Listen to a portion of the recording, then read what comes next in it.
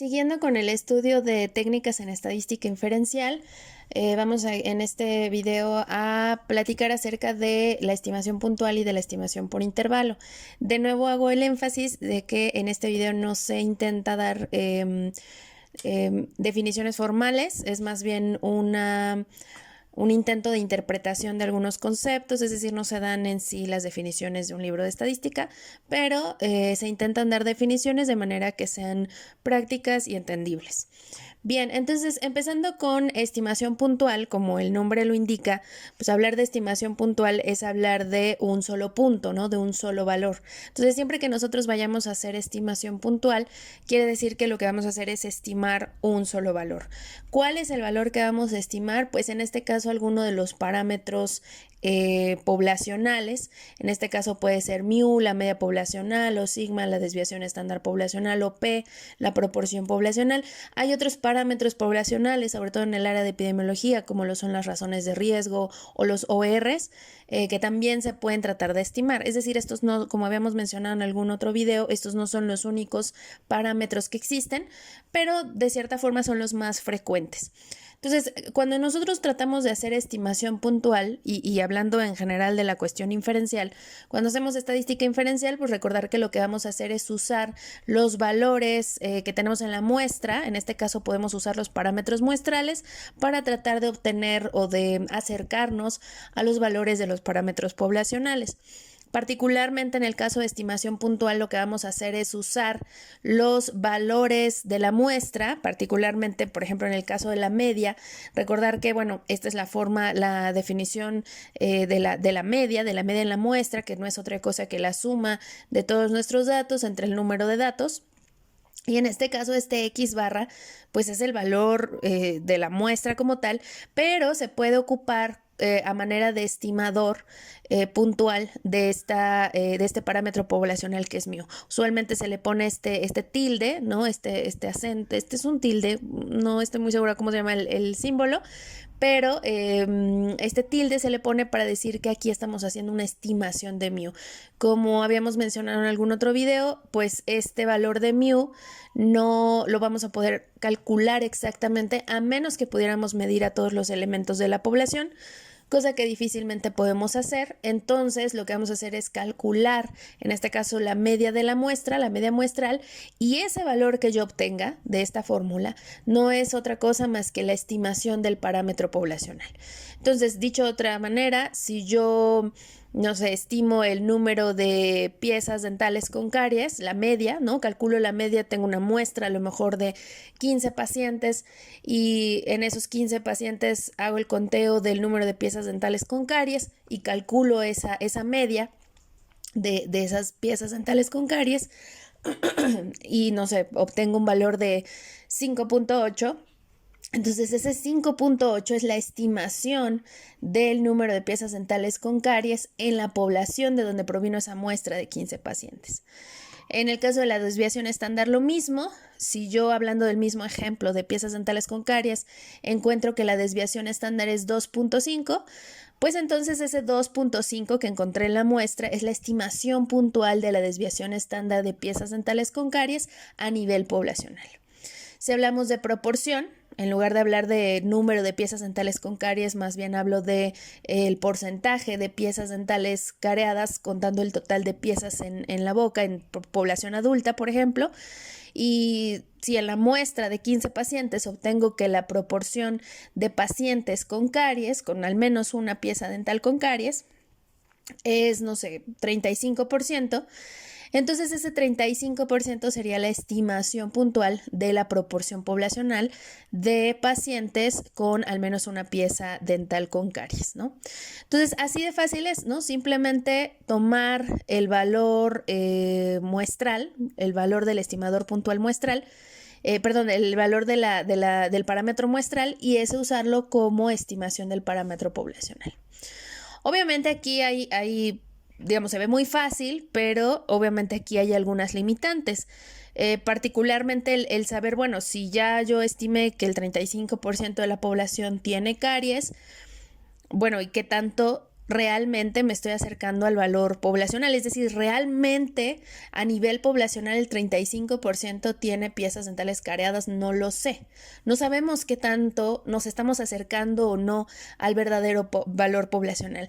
En ese sentido se usa a veces esta analogía, ¿no? Este proceso de estimar, pues es básicamente como tratar de atinarle un blanco, pero con los ojos vendados, es decir, no podemos tener una idea o no podemos tener una seguridad de que efectivamente ese es el valor. Entonces, la estimación puntual de cierta forma se puede ver como pues el fino arte de adivinar, porque hasta cierto punto es lo que estamos haciendo. Obviamente hay cierto rigor matemático detrás de todas de estos estimadores, pero en la práctica yo no sé qué tanto me estoy acercando. Entonces, con esto no queremos decir que la estimación puntual no sirve o no funciona. Es una primera técnica inferencial que puede ser muy útil. Sin embargo, lo que podemos hacer es mejorar esta estimación puntual al agregarle, en este caso, unos elementos extra. Entonces, si nosotros hacemos eso, podemos generar una estimación con intervalos de confianza, una estimación por intervalo, que a diferencia de la estimación anterior, en el caso de intervalos de confianza, cuando nosotros hacemos el proceso de estimar un intervalo de confianza, pues lo que hacemos es obtener ya no solo un número, como en el caso anterior, sino ahora obtenemos dos valores. ¿Cuáles dos valores? Pues justamente los extremos del intervalo, pensando en intervalo de manera matemática como esta expresión donde tenemos paréntesis, un número, coma, otro número, cerramos paréntesis. Entonces aquí estos dos números, no es que mi intervalo solo esté conformado por esos dos números, sino que el intervalo es en sí todos los valores que están dentro de ese rango, ¿no? Entre el primer valor y el último.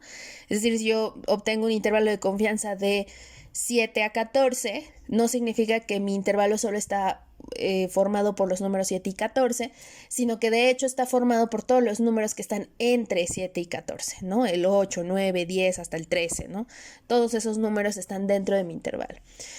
Entonces, siempre que nosotros queremos o vamos a hacer este proceso de calcular un intervalo de confianza, hay otro término que es importante, que es justamente el coeficiente de confianza, que este coeficiente de confianza, ya habíamos dicho, pues es una probabilidad, particularmente la probabilidad de que efectivamente, en este caso, el parámetro poblacional, el valor del parámetro poblacional esté dentro de ese rango que nosotros estamos calculando.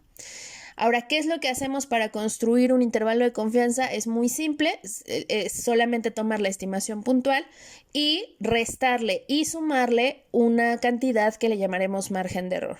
De nuevo, en este video no intentamos como ver qué elementos están en el margen de error o cómo se calculan, sino más bien si yo ya tengo un intervalo de confianza o lo veo en un artículo, ¿qué me está diciendo ese intervalo de confianza?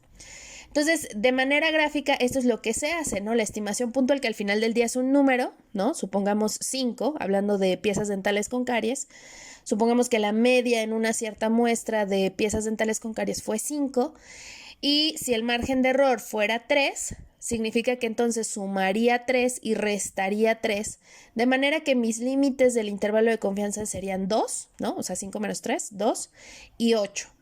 Entonces, en este rango de valores de 2 a 8 está la media poblacional del número de piezas dentales con caries. Es decir, ya no estamos solamente hablando de qué está pasando en la muestra, sino ya nos estamos interesando en saber qué está pasando con la población. Y en la población lo que diríamos es que la media de las piezas dentales con caries en la población de pacientes está entre 2 piezas y 8 piezas, y aquí nos faltaría agregar con cuánta confianza, es decir, qué tan seguros estamos de que eso realmente está pasando a nivel poblacional o de que la media de piezas dentales con caries realmente es un valor entre 2 y 8. Entonces, ahí tenemos que agregar nuestro nivel de confianza. Entonces, por lo general, el nivel de confianza más frecuente que se utiliza es el 95%. Entonces, si yo digo que tengo un intervalo de confianza con 95% de confianza, significa que si yo pudiera tomar 100 muestras, digamos, en la práctica solo tomo una muestra, ¿no? Pero si yo pudiera tomar 100 muestras y en cada una de esas muestras calcular el intervalo de confianza, entonces podríamos tener una seguridad de que en 95%, en 95 de esas 100 muestras, en 95 de esos 100 intervalos, el valor poblacional que estamos tratando de estimar sí cae dentro de los intervalos que estamos proponiendo. Es decir, en 95 de esos intervalos, el valor poblacional sí cae dentro de ellos. De manera gráfica lo podemos ver así. Si esta línea negra, en negro, representara nuestro parámetro poblacional, que aquí usamos la letra griega teta para hacer referencia a cualquier parámetro poblacional, pero decíamos puede ser mu, puede ser sigma, puede ser p, puede ser razón de riesgos o r's, cualquier parámetro poblacional. Entonces, en todos estos intervalos azules estamos viendo que el valor del parámetro poblacional pues sí cae dentro de esos intervalos. Es decir, en 95 de ellos, en el ejemplo que daba, 95 de ellos sí contienen al valor poblacional. Pero habría unos cuantos, en el ejemplo anterior serían 5, que no contendrían a ese valor poblacional. Lo que habíamos dicho en otro video, existe un 5% de probabilidad de error, ¿no? De que realmente el intervalo que yo esté calculando, pues de manera desafortunada sea uno de estos, ¿no? No lo podemos saber. Ok, entonces, para ya ver el uso de estos intervalos de confianza, vamos a verlo con este artículo que básicamente es un estudio donde se determinó la prevalencia de caries dental y de pérdida dental en población adulta chilena, ¿no? Y es una encuesta nacional.